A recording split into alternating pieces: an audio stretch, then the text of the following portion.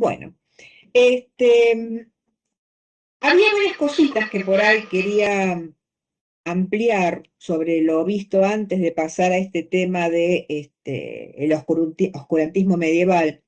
Había encontrado un artículo de un blog que se llama Greek Reporter, acerca de justamente los griegos en India, ¿no? Que en algún lado, de alguna manera, se quedaron, ¿sí? Como el último estandarte del helenismo antes de entrar justamente en este oscurantismo medieval. Em, Aparentemente, estos historiadores lo que dicen es que la helenización de toda la parte de Afganistán, de Bactria, de Asia Central, empezó antes incluso del accionar de Alejandro. Generalmente tomamos como Alejandro Magno el punto en el cual esto se produce, pero aparentemente antes, sí, cuando los persas, durante el periodo de Imperio Acaménido, invadió todo el norte de África, había varias colonias griegas, y lo primero que hicieron fue deportar a estos griegos hacia el interior del imperio, con lo cual ellos también llevaron su cultura. Y que incluso llegaron hasta el norte de la India, y a uno de estos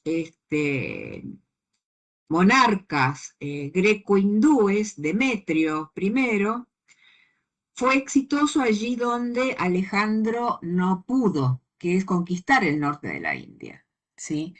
Dicho esto, que no deja de ser interesante, porque nos da una vuelta de tuerca adicional a todo lo que es el grecobudismo de la zona de Gándara y demás, lo que a nosotros nos importa con la figura de Alejandro es el movimiento inverso. Es la llegada a Europa de conceptos, saberes, conceptualizaciones religiosas de todo este lado del mundo, ¿está bien? Entre ellos, por ejemplo, qué sé yo, los conocimientos astrológicos. Pero lo más interesante que me apareció, de hecho hice un PDF sobre esto y lo voy a subir cuando terminemos, es que un integrante del grupo Cimele, que es uno de los grupos reconstruccionistas en Grecia, al cual pertenece justamente Palladia Soria, la portadora de antorchas del templo de Grecia, España, escribió un artículo muy interesante que lo traté de traducir lo mejor que pude con el traductor de Google, que fue justamente sobre Medea. Sergio justamente había estado hablando de la genealogía de Medea, la clase anterior, y donde se conectaba justamente con Hécate, y habíamos estado comentando cómo en versiones tardías de estos mitos, ¿sí? La figura de Hécate se la quitaba un poco de su lugar de titánide para ponerla incluso como hija de Zeus. Por ahí, hija de Zeus con Asteria, pero igualmente hija de Zeus, como por debajo de un olímpico.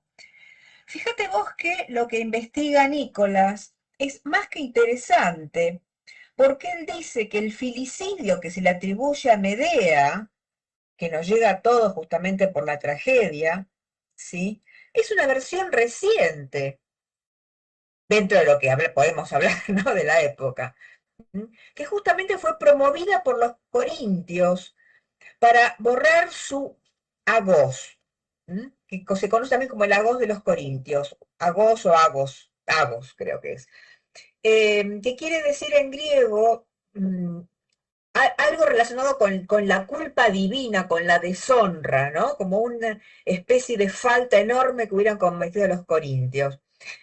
Aparentemente, sí, en estas versiones más antiguas del mito, Medea no mata a los hijos que tuvo con Jasón, sino que intenta hacerlos inmortales, ¿sí?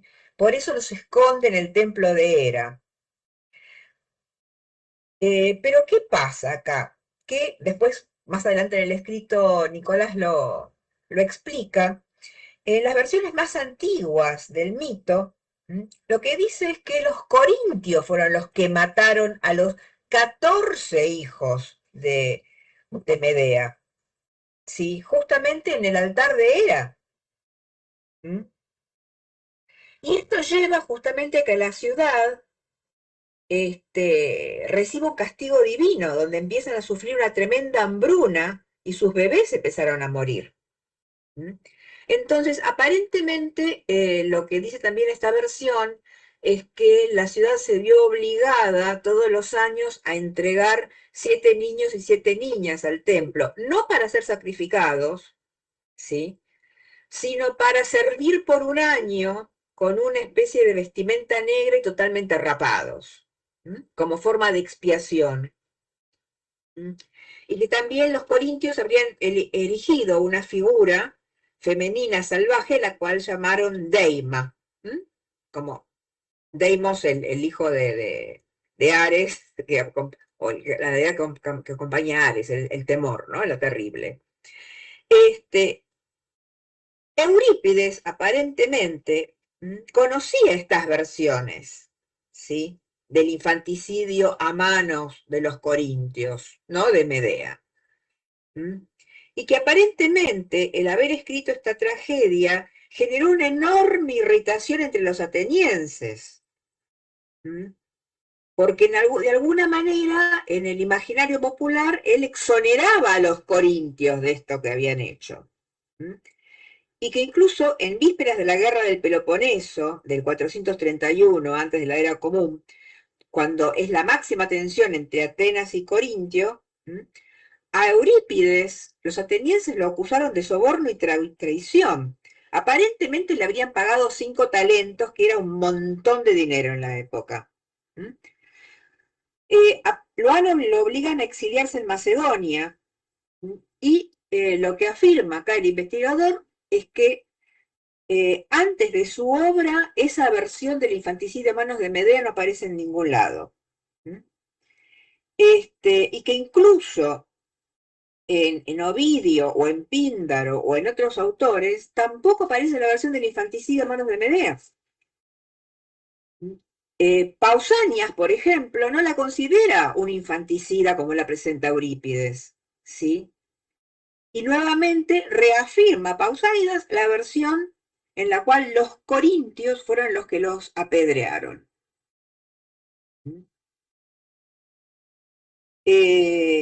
También otro Parmenisco, que pertenece al siglo I antes de la era común, directamente afirma que Eurípides mintió sobre el asesinato de los hijos de Medea y que recibió 5 talentos a cambio de liberar a los corintios de Lagos. Otros dos, Eumelo y Simónides, todo esto lo van a tener el PDF, conste, nos dicen que Medea gobernaba en Corinto, e incluso dicen Museo que Medea era inmortal. Y dice acá, como las mujeres corintias no querían ser gobernadas por una mujer bárbara que preparaba pociones mágicas, conspiraron contra ella y planearon matar a sus hijos, 7 varones y 7 niñas, donde Euripides dice que tiene nada más que 2. Y Parmenisco dice, pero en Corinto no quisisteis ser gobernados por una bárbara y una farmaqueia. ¿Sí? Así que ni siquiera la consultaste y ni tuviste compasión de sus hijos, 7 varones y 7 mujeres. Entonces, me parece que esto también es interesante para, si bien la razón que da acá es un poco para liberar a los corintios de esta vergüenza del infanticidio, no me deja de llamar la atención lo que había investigado Sergio, ¿sí? Y este linaje divino que él asocia a Hécate, más allá de que aparece como sacerdotisa de Hécate, ¿no? A la cual le atribuyen algo tan espantoso como el filicidio. Bueno, nada, se los tiro, se los dejo, y me parece que viene bien también pensar en esta estigmatización de Medea, por ende de Hécate, como para dar ingreso a esta parte del programa. No sé si algunos han tenido la oportunidad de leer El martirio de Hipatia, porque si bien el escrito no menciona a Hécate, ni está relacionado con Hécate, sí nos ayuda para pensar en el clima social y sobre todo religioso que se vive justamente ya en este momento de transición entre la antigüedad y la Edad Media temprana. ¿Mm? Los que hayan visto la película Ágora también lo ven claramente, o sea, en realidad uno va de la mano con la otra, ¿no? O sea, con la única diferencia que el escrito del Martillo de Hipatia es de 1915. Entonces, hay huevo, hay gallina, ¿ok? Con esto. Entonces, déjenme compartir ahora pantalla. Este,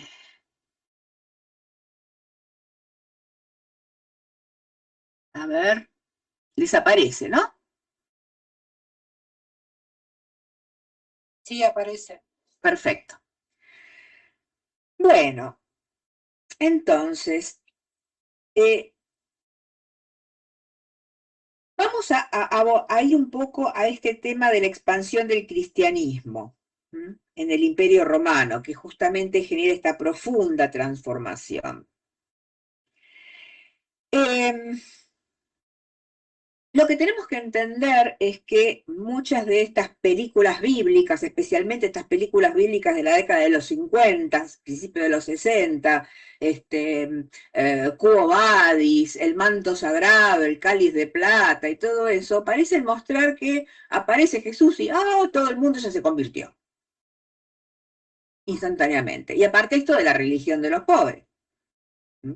La realidad es que fue muy lejos de ser así. ¿Sí? Muy lejos de ser así. Eh, por ejemplo, en las provincias vascongadas, eh, la cristianización no se terminó hasta el siglo IX, ¿está bien? En muchas regiones del este de Europa, ¿m? Y de las regiones bálticas, ¿sí? No se produjo hasta entrado el 1400. ¿M? Incluso, creo que es, no me acuerdo si es en el año 1000 o 1200, se produce, creo que en Finlandia, ¿sí? Una terrible masacre, ¿sí?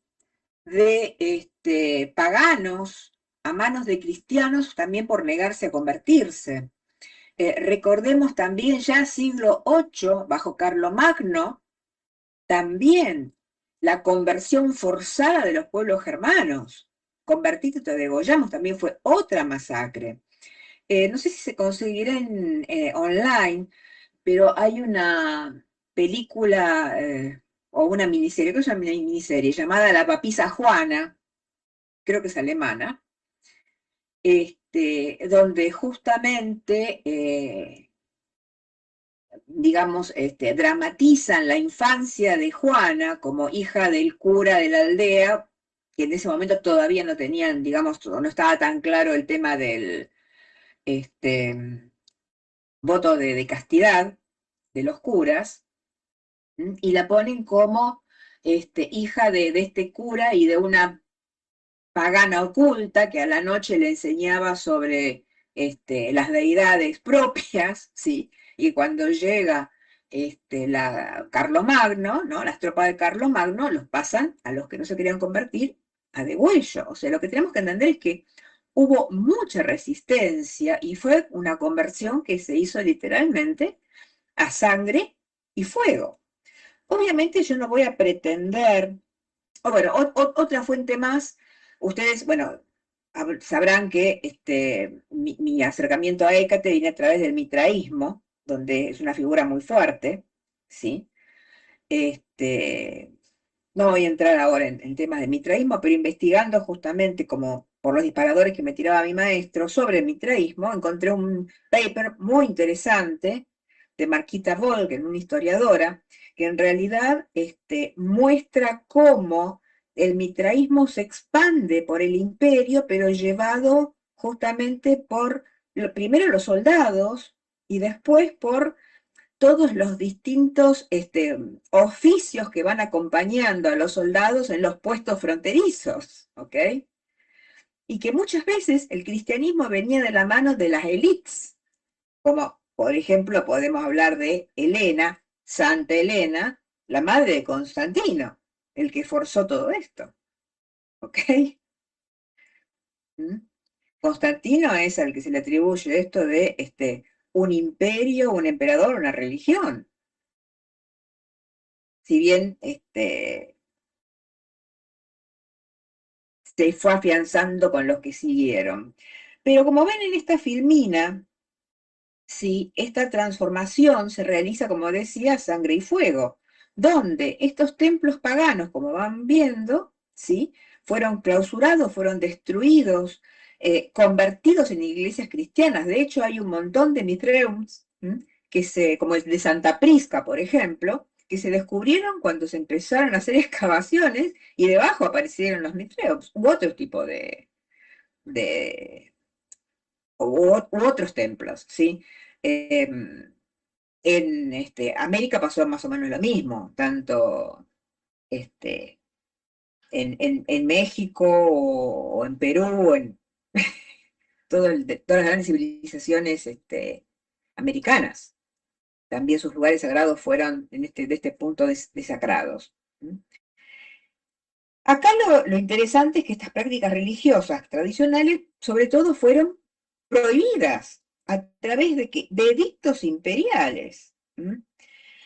Entonces, toda esta movida, ¿sí? No solamente altera el paisaje físico del imperio, ¿sí? Sino que también redefine todas estas estructuras sociales y culturales.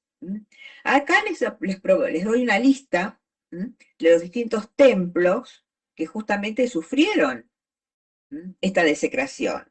Por ejemplo, el de Juno Celestes en Cartago, que fue clausurado en el 399 y después convertido en catedral, y en el 421 destruido directamente por orden imperial, donde todavía había paganos y que no querían esto. Bueno, el Serapeum de Alejandría, nuevamente está esta escena desgarrante de Ágora también, ¿sí? Que genera hasta dolor físico observarla, ¿no? La impotencia por sobre todo, que fue destruido en el 391. Nuevamente, a través de edictos. Eh, el templo de Bel, en Palmira, ¿sí? También fue cerrado a fines del siglo IV, convertido en iglesia en el siglo V. El templo de Al-Alat, en Palmira también, ¿sí? Lo dejaron en ruinas. El santuario de Minerva en Breno. La estatua de Minerva fue decapitada. ¿Sí? La basílica, bueno, de Santa Prisca, justamente, como les decía, ¿sí? Donde fueron reutilizados, ¿sí? Con la construcción de iglesias cristianas. Me parece que es importante entender todo esto que pasó. Y cómo, sin embargo, la huella de los dioses nunca dejó de abandonar el inconsciente colectivo. ¿Okay? Bueno, acá lo que tienen es una serie un listado de los distintos edictos que tuvieron que ir consistentemente emitiendo justamente para reprimir las creencias de la gente, ¿ok? Simplemente para que sepan, ¿no? Tenemos el de Tesalónica en el 380, de Teodosio, de Graciano y Valentiniano II, declarando el cristianismo como religión oficial, el del 21 de mayo del 383, donde acá también entran no solamente los paganos, sino también los judíos y también de lo que después se va a definir como herejía maniquea. El de 391, que prohíbe las visitas a los templos paganos, realizar sacrificios. El Código Teodosiano, que ordena directamente la demolición de los templos, la eliminación de cualquier influencia que tengan. porque dicen, esto va a acabar con la superstición. El concilio de Cartago en el 401, donde directamente ahí los obispos se unen para solicitar al emperador la destrucción de las estatuas paganas, incluso aquellas que estaban en parques, que estaban en jardines, ¿m? Como una campaña para justamente erradicar el paganismo. ¿M? Y me parece importante esta cuestión, ¿no? Que estas deidades que durante siglos habían sido honradas como protectoras, ¿sí? Madres o justamente mediadoras con lo invisible, fueron demonizadas. Y después vamos a entrar un poco en qué entendemos bien por esto de demonización, ¿sí? En esta tercera filmina, ¿sí? Entramos directamente en cómo empiezan a ser consideradas las deidades antiguas frente a este arrollador y destructor movimiento cristiano. Perdón que me tildé un poquito porque me acuerdo cuando viajé en el 2010, mi maestro me había grabado un documental de la BBC sobre el cristianismo gnóstico, porque él sabía que a mí me interesaba el tema, y me acuerdo mucho el final. Era un programa, era una serie de investigaciones religiosas con un vicario de la Iglesia de Inglaterra como presentador, y él pensaba un poquito en lo que fue esta cuestión del cristianismo canónico versus las versiones gnósticas, y él decía que si el cristianismo gnóstico hubiera triunfado, que es posible que el panorama de la antigüedad hubiera sido menos destructivo, más permisivo, en el sentido de más inclusivo, ¿sí? Obviamente él mismo se dio cuenta de lo que estaba diciendo porque volanteó muy rápido para decir, pero si hubiera sido así, el cristianismo no se habría transformado en esa fuerza arrolladora que pudo conquistar todo el mundo. Ok, ok. te lo, te lo acepto porque es el discurso que tenés que decir. Pero, insisto, eh, hay algo que queda pregnante y que hace que a pesar de todo esto que ustedes están viendo, estemos hoy acá. ¿Me explico? ¿Mm?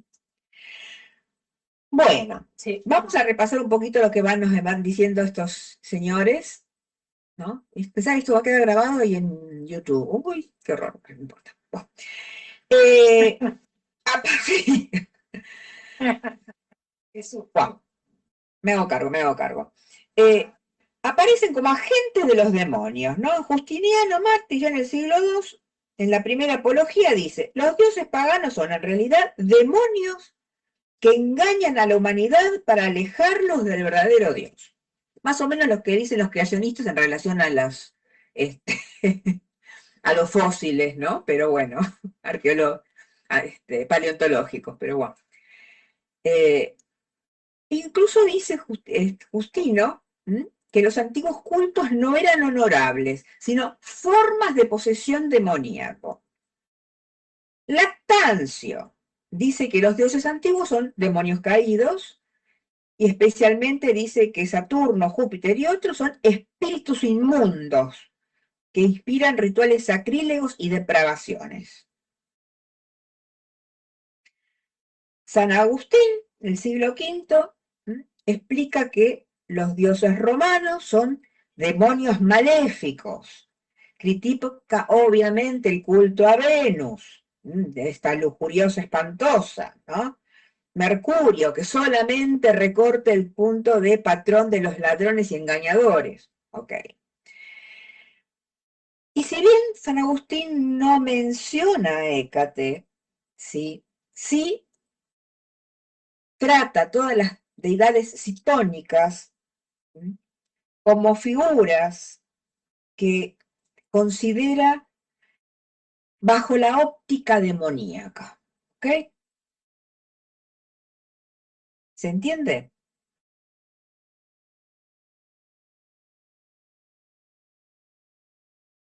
Y por último, en el concilio de la Odisea, ¿sí? Si pueden ver más o menos los años de cada uno, pueden identificar este segmento especialmente. Dice, se condena expresamente participar en fiestas de idolatría o invocar espíritus paganos. Y nuevamente las equipara a una invocación demoníaco. Ya entrando en los grimorios medievales, como en la pseudomonarquia demonum de Weir del 1500 más o menos, ¿sí? Donde aparece un catálogo de cierta monarquía de demonios, ¿sí? Y uno puede observar que muchos de los nombres provendrían de dioses paganos, nuevamente reinterpretados como espíritus malignos. Bueno, como queda grabado, no voy a hacer ninguna aclaración acerca de ciertos textos más contemporáneos de cierta demonolatría, dejémoslo ahí. Por ejemplo, Astaroth es una deformación de Astarte, que es justamente la diosa fenicia de la fertilidad y de la guerra. En el Lemegetono, en la llave menor, la clavícula de Salomón, estamos en el 1600 con esto, en la Edad Goetia, también registra demonios que se ve claramente que derivan de antiguas deidades o genios. Por ejemplo, Amón, descrito acá como un demonio con cabeza de cuervo o lobo, que vemos claramente debe ser una deformación de Amun, que era uno de los dioses supremos egipcios. El Maleus, de 1487, no es un grimorio. En realidad el martillo de las brujas es más a un manual de un cazador de brujas, ¿sí? Cómo detectar el mal, las señales de la bruja y demás. Pero sí, ahí dice que las diosas antiguas son invocadas como demonios en la práctica de la brujería. Y se refiere muy genéricamente a las antiguas diosas de las paganas. Y nuevamente, invocar una deidad pagana equivale a un pacto demoníaco. ¿Ok?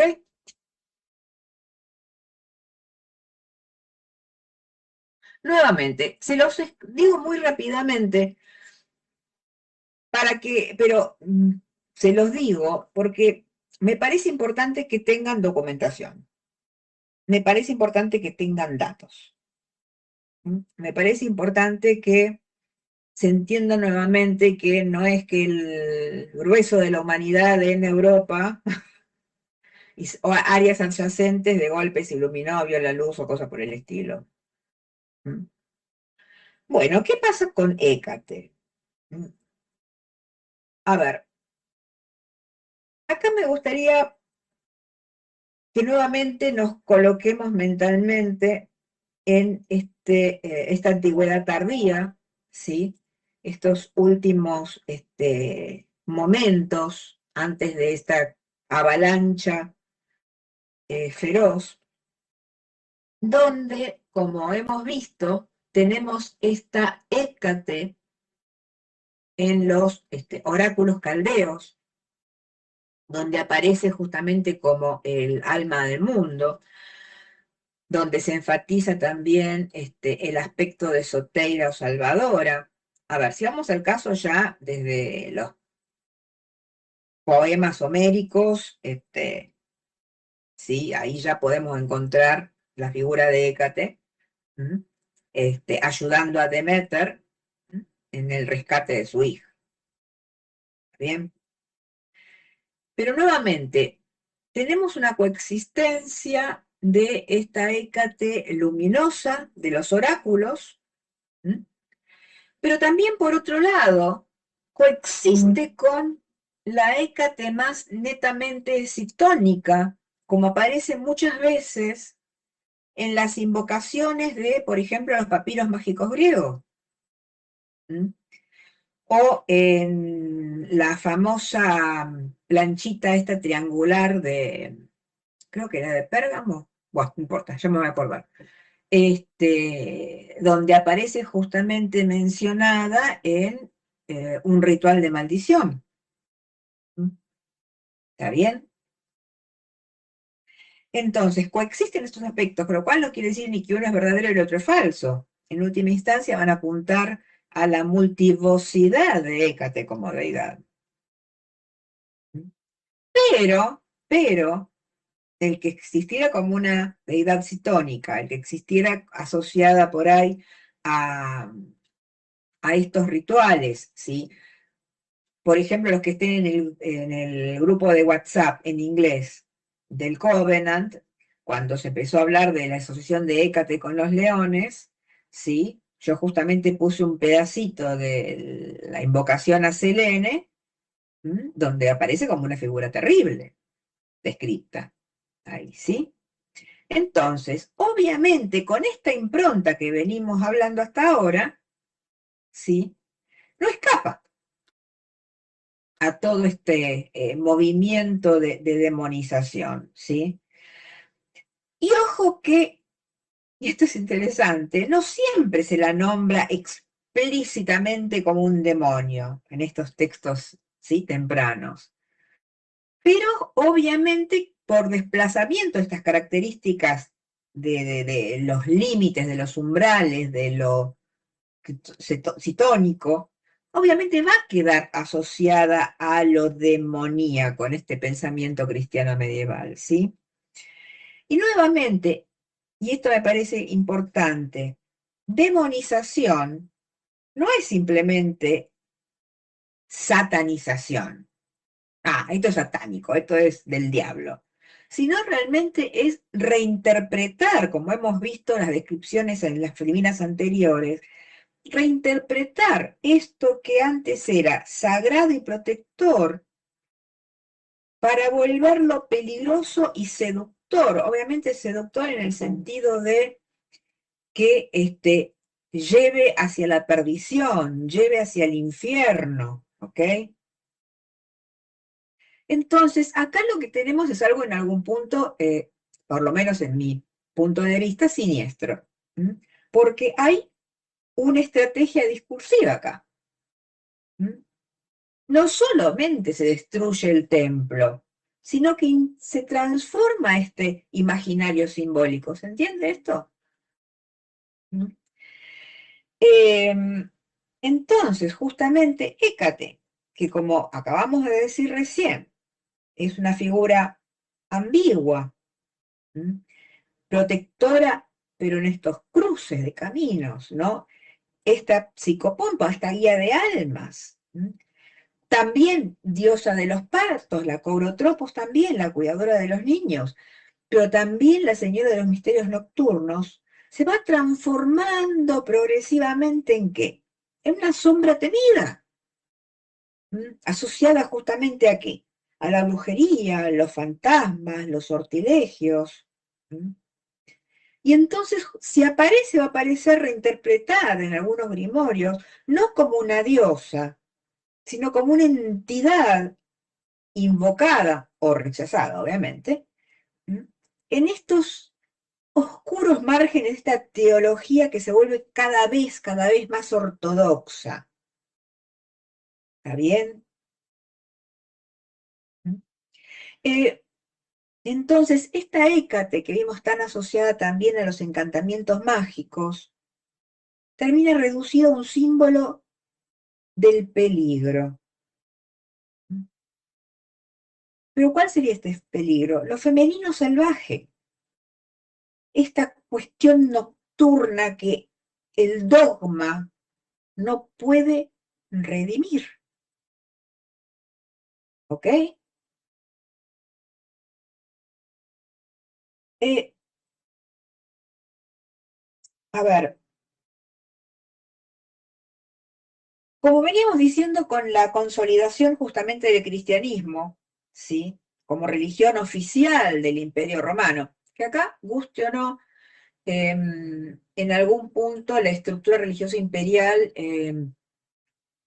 dejó todos los cimientos hechos, ¿sí? Porque ya justamente en Roma estaba todo el tema de la religión oficial del imperio, de los cargos, de los sacerdotes dentro de la estructura de poder.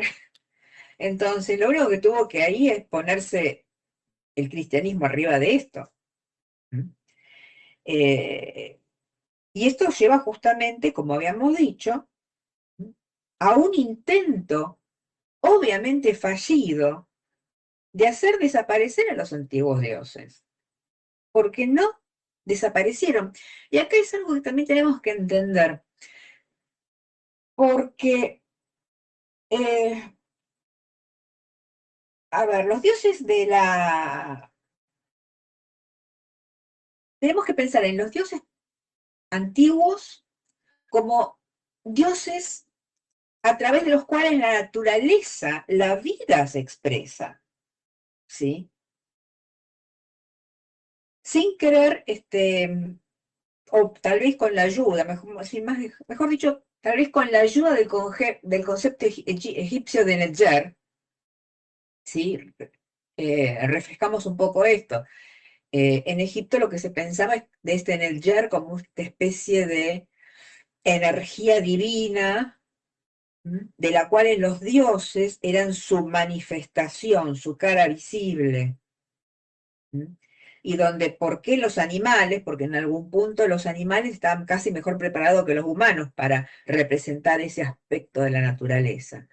Entonces tenemos deidades que están en algún punto muy cercanas a nosotros y en algún punto representando aspectos tanto de la naturaleza en sí como del propio interno que podemos llegar a entender y aprender. Mientras que en este Dios único, si lo pensamos un poco, es un Dios que está por fuera de la naturaleza. Un Dios que está por fuera de la naturaleza y en algún punto hasta condena cuestiones que son manifestaciones básicas. Como por ejemplo, no sé, la sexualidad, que queda relegada a un pecado. ¿Se entiende?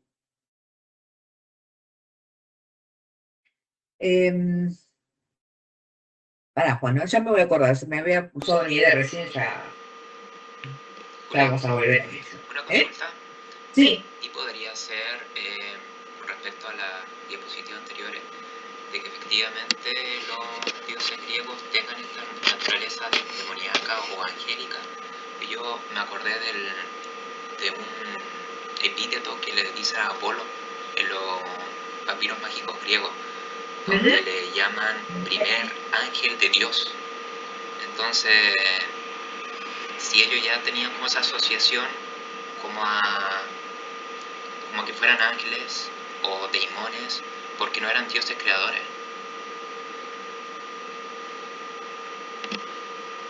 A ver, los papiros mágicos griegos representan para mí un clima socio-religioso particular. Nuevamente, cuando creo que el director es Alejandro Amenábar, ¿no? El de Ágora. Bueno, no importa, en Ágora. Muestra el aula de Hipatia, donde tenía alumnos politeístas, judíos y cristianos. Me parece que es una metáfora perfecta para entender el momento de coexistencia, donde también ciertas creencias de naturaleza gnóstica también daban vueltas, ¿sí? Donde, como habrán visto, bueno, los que han sido alumnos míos, más allá de que hay muy diversas líneas gnósticas, el gnosticismo muchas veces, ya con la idea de los arcontes, de los leones y demás, abre cierta puerta a la existencia de sí esta deidad creadora por fuera del mundo, hipercósmica si queremos, pero donde hay como una miríada de representantes. Sí, por eso en una invocación del papiro mágico griego tenemos desde IAO el nombre, digamos, gnóstico del Dios creador, aparece Jehová, aparecen arcángeles y aparecen de golpe también deidades antiguas, ¿sí? Y tenemos que ir pensando en esta paulatina transición, ¿está bien? Que como vemos, en algún punto es más algo político-social que netamente religioso la imposición del cristianismo, ¿sí? Es más una herramienta de poder. Uno al día de hoy lo ve en cualquier estado, ¿sí? Donde no hay división de Estado e Iglesia. ¿Está bien? Donde la religión se transforma en herramienta de poder. ¿Está? Entonces, sí puede aparecer Apolo desde ese lugar. Claro, de hecho en el mismo bueno, conjuro se nombra a Miguel, Gabriel, Abraxa, Adonai, como que mezcla todo Bueno, eso. por eso, ¿sí? Yo tengo ahí un libro sobre amuletos y pantáculos y demás, por ejemplo, donde se ve una figura de un crucificado, pero es un Cristo Dionisio, por ejemplo.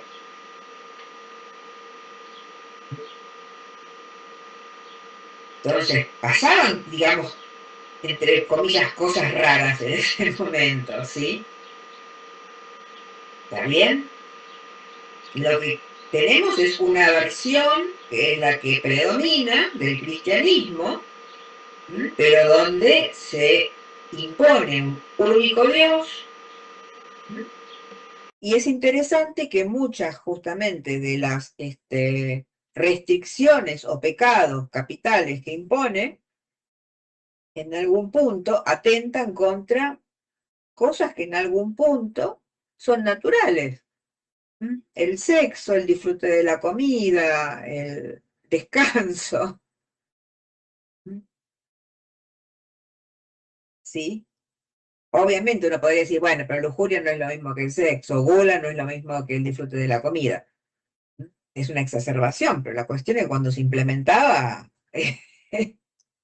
no quedaba demasiado espacio como para decir disfruto. Está bien, si uno ve las historias de cualquiera de los santos o santas, por ejemplo, del 1600 o cosas por el estilo, para no caer en los pecados capitales, las cosas que se hacen. Cualquiera que lea la biografía de Santa Rosa de Lima, perdón, mamita, ¿qué te pasa? ¿Sí? ¿Se entiende?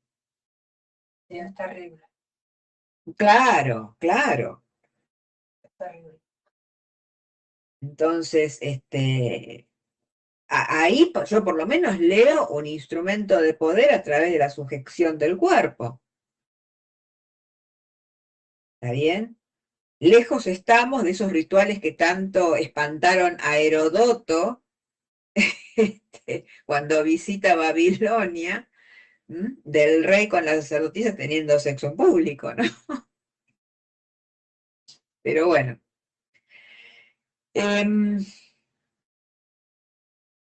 Bueno, pero como vemos, ¿para qué estamos haciendo todo este enorme disquisición? No sé si es disquisición, porque tiene que ver con el tratar de entender qué pasa acá.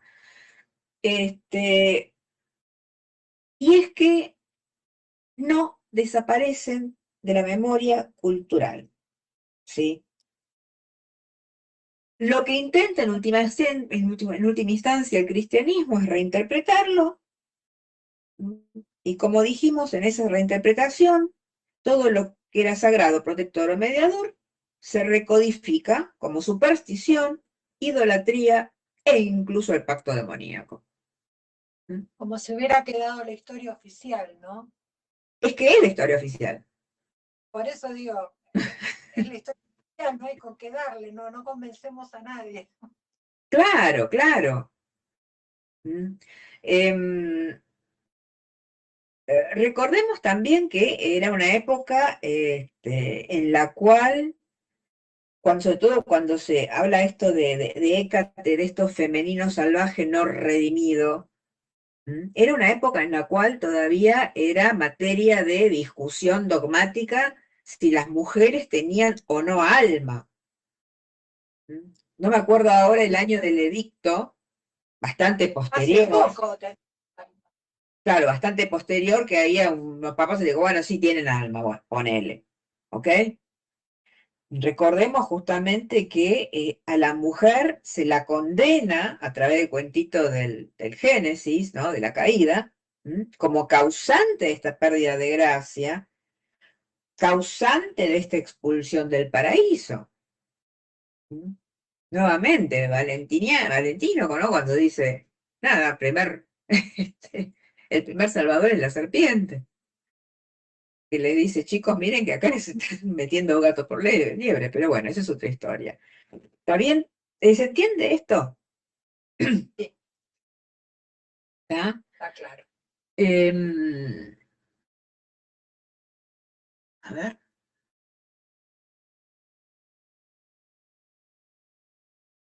Bueno, entonces, nuevamente, tenemos a Hécate justamente en estos lugares liminales, como habíamos dicho, los cruces, la noche, los misterios subterráneos, la guía de almas, también sufre este proceso de transformación, ¿sí? Por definición, como ya habíamos mencionado, esta asociación con la noche y lo invisible es prácticamente como ¿viste? Una credencial de demoníaco. Y si bien a veces en ciertos grimorios medievales o en la literatura esotérica cristiana no se la menciona directamente, hay una mención de reinas del inframundo, los espíritus femeninos de la oscuridad. E incluso me acuerdo que una vuelta, una tarde me emperré y agarré a Bramelín y lo estuve mirando arriba abajo, arriba abajo, arriba abajo, no encontré el nombre de Hécate, pero sí es verdad que aparece Coré, que era el nombre con que se le daba a Perséfone, ¿se acuerdan? Pero aparece como una entidad infernal directamente. Entonces es una demostración cómo estas figuras cetónicas femeninas van automáticamente a la categoría o a la jerarquía de lo demoníaco, ¿sí? Y es más, hasta aparecen como demonios menores. Sí aparecen, ¿sí? En los grimorios, ¿sí? Otras deidades antiguas, como Astarte, que aparece como Ashtarot. Si se menciona a Ishtar e Inanna, como obviamente símbolos de la lujuria infernal. Y Diana, ¿sí? Se la vaya a mencionar como líder de la casa salvaje, ¿no? Que realizaban las brujas, ¿sí? Sobre todo en las supersticiones medievales, que también es otra forma de degradación simbólica, ¿sí? Y justamente estos pilares, estas tradiciones antiguas, pensemos por ejemplo en los misterios eleusinos, ¿no? Lo oxitónico, o el descenso de Inanna, que tenemos el articulito ahí en el grupo. Lo oxitónico, lo femenino, lo nocturno, todo queda asociado a esta idea de mal.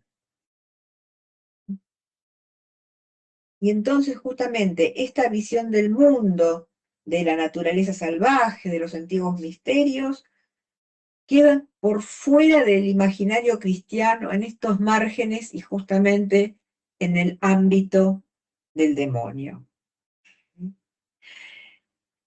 Y aún así no podemos decir nuevamente que haya desaparecido por completo. ¿Está bien? A ver, en el grupo puse un articulito de la Hécate teúrgica, que producto de una devota del Covenant, que es un lindo análisis de los oráculos caldeos, pero sí, en los oráculos caldeos, como vemos, aparece como señora o soberana de los daimones, ¿sí? Hécate. ¿Está bien?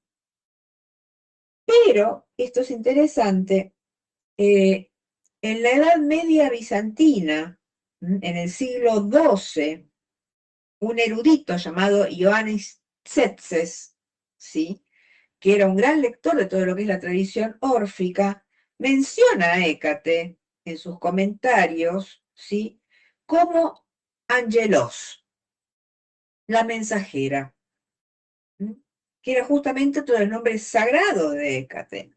Con lo cual, fíjense que ya siglo XII, una sociedad que ya está profundamente cristianizada y vemos esta referencia a esta presencia de Hécate,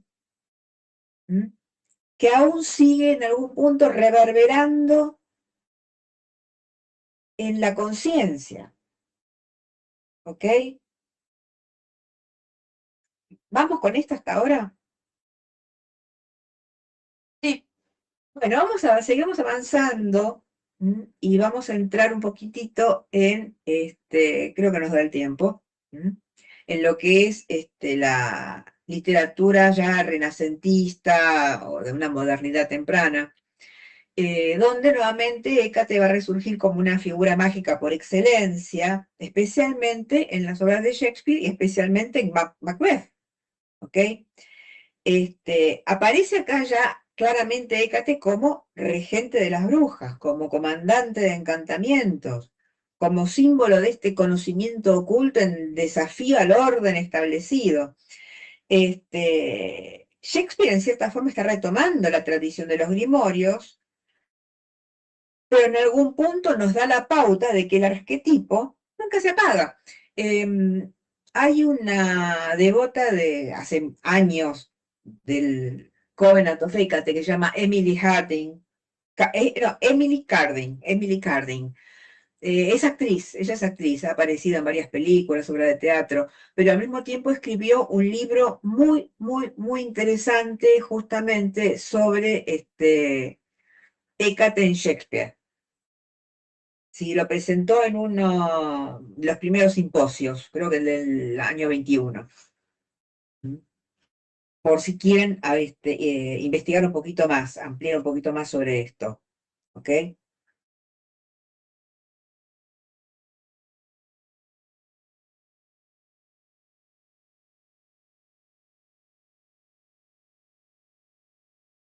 Bueno, entonces,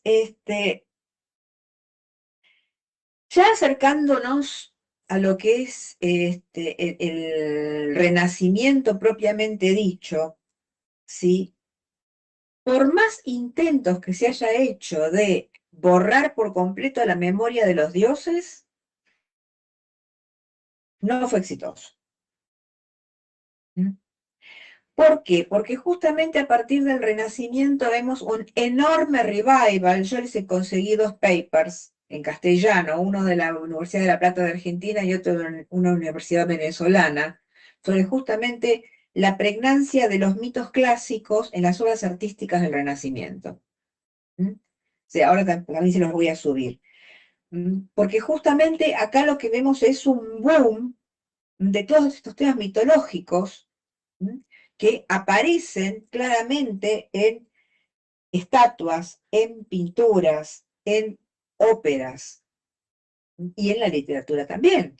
Por ejemplo, qué sé yo, no sé, Monteverdi, Orfeo, no, Gluck, Orfeo y Eurídice, ¿ok? Botticelli, El nacimiento de Venus, Bernini, creo que Dafne y Apolo, el rapto de Perséfone. Tenemos una miríada de obras que reeditan los mitos y los ponen nuevamente. A los alumnos míos que han visto la serie de Tarot desde Infinito, ¿se acuerdan que en la parte de historia del Tarot justamente digo que los mazos, sobre todo que tenían, en vez de la emperatriz y el emperador, a Juno y Júpiter, también eran considerados demoníacos? ¿Ok? ¿Está bien? Y como decíamos, en la Inglaterra isabelina, donde sí, estas supersticiones en algún punto todavía subsisten en este racionalismo naciente o renaciente, si queremos, porque en definitiva es retomar un poco el pensamiento antiguo, ¿no? Y aparece nuevamente Hécate, sobre todo, como decíamos, en Macbeth, que es de una obra del 1606 de Shakespeare, donde directamente está esta frase, ¿no? ¿Por qué, cómo, ahora, Hécate, vieja reina de los hechizos? Y justamente en esta obra, lo que va a hacer es supervisar las acciones de estas tres brujas, quienes justamente en el contexto de la obra van a actuar como estos agentes del destino, estos agentes de la fatalidad, ¿ok? ¿No se Entonces ya, enoja un poco en un momento con la, no me acuerdo ahora, pero como que las reta que no hicieron las cosas bien? eh, No recuerdo. me mataste. Lo que pasa es que, a ver, eh, si tengo que dar, cierta forma, mi opinión, yo tendría que las cosas actúan casi como el oráculo de Delfos, ¿no? Que muchas veces, si hay anécdotas de esto, ¿sí? El que iba a consultar interpreta las palabras de la pitonisa como le parece y no siempre lo que pasa es, Ah, claro, claro, claro, tiene sentido. ¿no? Es decir, qué sé yo. Pero bueno, justamente, si lo queremos pensar una cuestión más ortodoxa dentro del pensamiento de la época en relación a Hécate y la brujería, podemos pensar que es como una entidad que manipula, que confunde, que guía hacia la perdición, ¿se entiende? En el equívoco lo del mensaje, el que termina perdiendo es Macbeth, cometiendo un crimen terrible, ¿no? Claro, como si hubieran jugado con fuerzas sin demasiado entendimiento, Claro, susurrándole, ¿no? Posibilidades. exactamente, ¿no? Mm.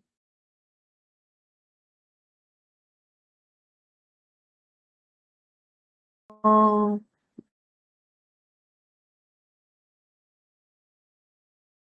bueno, ya falta muy poquitito, ya vamos terminando casi. Em, Bueno, lo que estábamos diciendo es, al discutir la obra de Shakespeare, si en algún punto esta Hécate y las brujas funcionan medio como el oráculo de Delfos, ¿sí? Donde después, bueno, Macbeth interpreta lo que quiere y actúa en consecuencia y no están así, o si justamente siguiendo un poquito la visión más ortodoxa de Hécate y la brujería de la época, como agentes del demonio, ¿sí?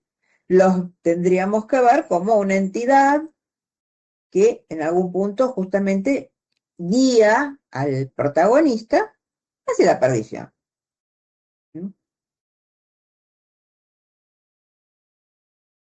Ahora bien, lo que podemos ver es que es una magia ambigua, ¿no? Porque no podemos decir ni totalmente maligna ni totalmente benéfica, sino justamente es una encrucijada.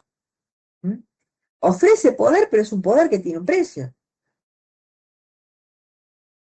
Pero sí tenemos que reconocer que la Hécate que muestra la obra de Shakespeare justamente nos muestra los aspectos más oscuros, ¿sí? Que es la conexión con el espíritu de los muertos, con la noche, con los encantamientos, sortilegios y venenos, ¿sí? Pero también esta división renacentista de la magia, como esta especie de arte prohibido, que es ambiguo, que es fascinante, pero también es temido, ¿sí? Eh, Recordemos que es la época de los grimorios, que es la época de el comienzo de la teurgia propiamente dicho, que ya para la altura en que aparece Macbeth, la Academia de Florencia, Marsilio Ficino, Pico de la Mirandola, Cornelius Agripa, todos estos ya habían aparecido y publicado sus obras, ¿sí? ¿Se entiende? Ya no sé si ya habría sido quemado Giordano Bruno, ¿está bien? Pero acá lo que tenemos que entender es esto, ¿no? Que justamente a través del dramaturgo más importante de su época, que es Shakespeare. La figura de Hécate logra nuevamente un hálito de vida, si queremos, ¿sí? O de reavivamiento en el inconsciente colectivo, ¿sí? O en el imaginario popular. Sí, recubierta de eso temeroso, de eso tabú, que como todo tabú está esta cosa de lo fascinante y lo prohibido, pero no es olvidada. Y empieza acá a transformarse en esta especie de arquetipo literario de la hechicería, donde la vamos a ver entonces justamente asociada tanto a la idea de las brujas como cierta sabiduría prohibida y los pactos que se pueden hacer en mitad de la noche. ¿Ok? Bueno, fue un poco, voy a dejar de compartir. Fue un poco accidentado el encuentro de hoy. Pasa que son temas que en algún punto, a mí lo que me pasa es que de golpe se me empiezan a atravesar un montón de ideas por las cabezas y las quiero transmitir y me termino haciendo lío. Espero que haya sido medianamente claro para ustedes. ¿Sí? Pongan los micrófonos si quieren, ¿no? Ya estamos. Sí, buenísimo, Julián. Sí, fue muy claro. Sí, y aparte es muy interesante cómo ilustraste el movimiento conceptual que es el cristianismo, ¿verdad? Que es básicamente tomar a las deidades antiguas y polarizar sus aspectos negativos, ¿verdad? Y así con esta construcción de medias verdades logran efectivamente el objetivo político que perseguían. Me pareció muy ilustrativo eso y me pareció muy interesante, ¿no? Nunca había visto ese clip. Así que gracias, Julián. Mira, por lo menos es la manera en que yo lo veo, ¿no? Es decir,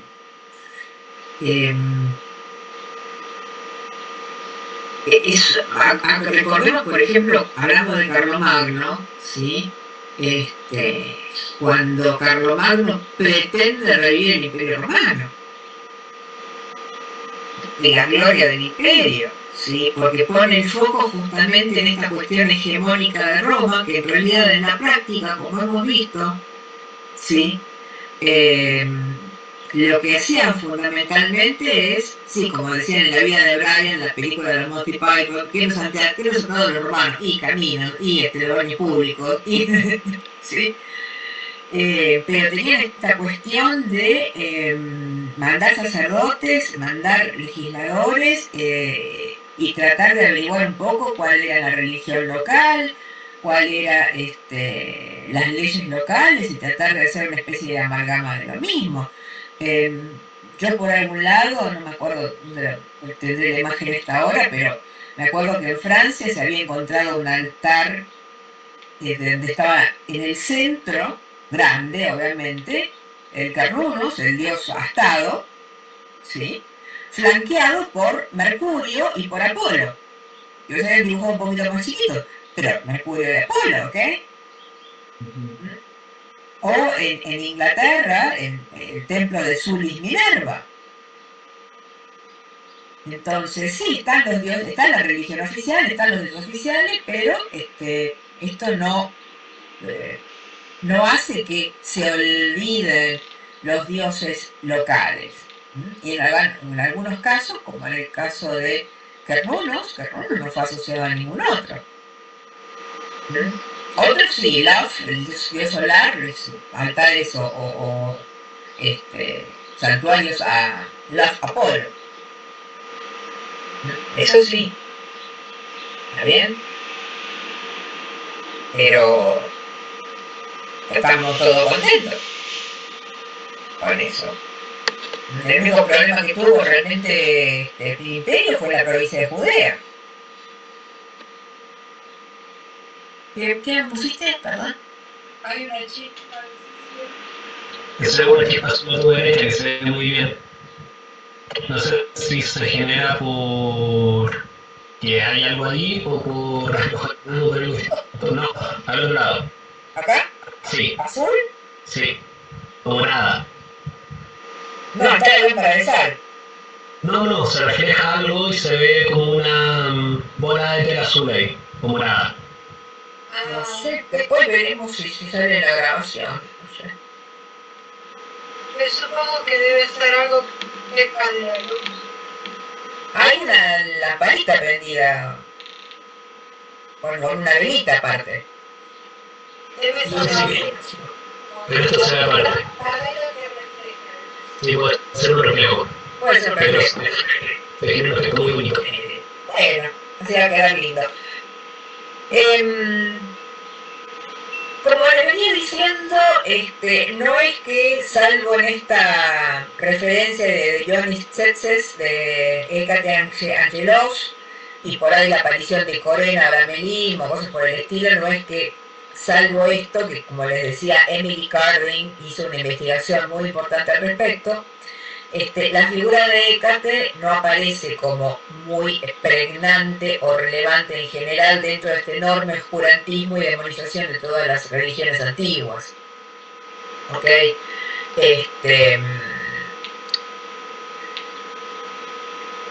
Tenemos que esperar en realidad un poco lo que va pasando ya casi a partir del... A ver, hay algunas postales, por ejemplo, bien victorianas, eduardianas, dibujadas, donde se ve una señora así toda bien con el polizón atrás, ¿no? que dice abajo Hécate, ¿viste? ¿Mm? Medio vestida como una especie entre bruja y hada. ¿Mm? Pero el revival grande, que es lo que vamos a cubrir la próxima, ¿sí? Va a tener que ver justamente con el siglo XX, ¿sí? Y todos los movimientos contraculturales que empiezan a aparecer en ese momento. Especialmente con el tema de la Wicca. Sí. Así que ahí sí, la próxima vamos a empezar a meternos en todo lo que es el revival neopagano, ¿ok? Em, Como los que hayan estado en la charla que di de hermetismo, en realidad lo que, por un lado, la protesta de Lutero, ¿sí? Y el redescubrimiento del corpus hermeticum por el otro, genera, ¿sí? Son todos estos movimientos herméticos y rosacrucianos, con la Confessio y la Fama, Fraternitatis, y el comienzo de las primeras instituciones u órdenes herméticas, ¿sí? Que empiezan a surgir en la época, ¿está bien? Que van a estar obviamente siempre como muy teñidas con toda la pátina cristiana. Es como habrán, los que hayan estado en la charla se acordarán, sí, la protesta de Lutero y el movimiento protestante, en cierta forma, permitió cierta libertad de pensamiento que bajo la iglesia monolítica romana no hubiera sido posible. ¿Mm? Sí, ¿decías, Claudio? Ah, perdón, el revival de la magia, ¿no? Es decir, como la figura, por ejemplo, de John Dee, la creación del sistema enoquiano, hay un montón de cosas que empiezan a darse en la época, ¿sí?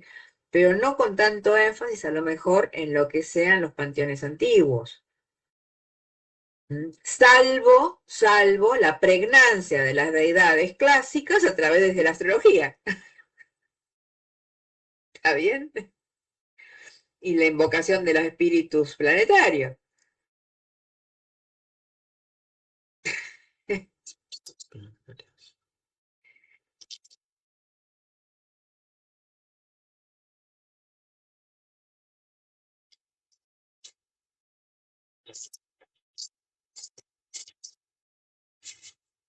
A ver, nos estamos metiendo en otro tema que nada que ver con el Covenant, pero bueno.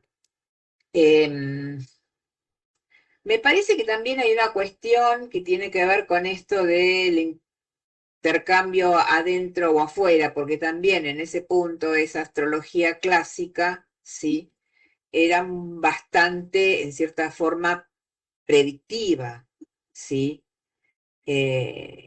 y estaba como muy pregnada en lo que esta estructura que era la carta natal le daba al sujeto como destino en algún punto, ¿sí? Y donde esta influencia de estos cuerpos era directa, ¿está bien? Directa. Mientras que la visión contemporánea en realidad piensa más en términos, más que de los planetas en sí, sino de símbolos que, como hemos visto en clase, mapean aspectos de la propia psiquis y hacen que tiendas a comportarte de X manera. ¿Está bien? En última instancia, ¿sí?